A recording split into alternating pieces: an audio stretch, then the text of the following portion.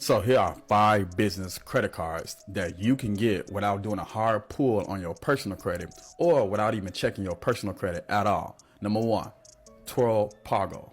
Number 2, we got Capital on Tap. Number 3, we got Sam's Club MasterCard.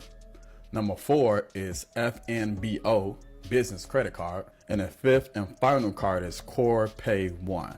Now, make sure you like and follow if you found this very helpful, because I am going to do a part 2.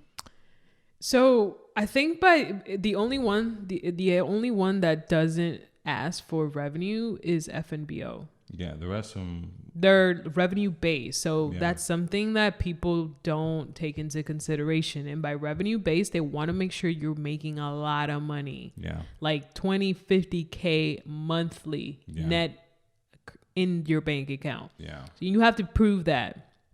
So just because they're not going to check your credit score doesn't mean they're not going to check anything. Yeah.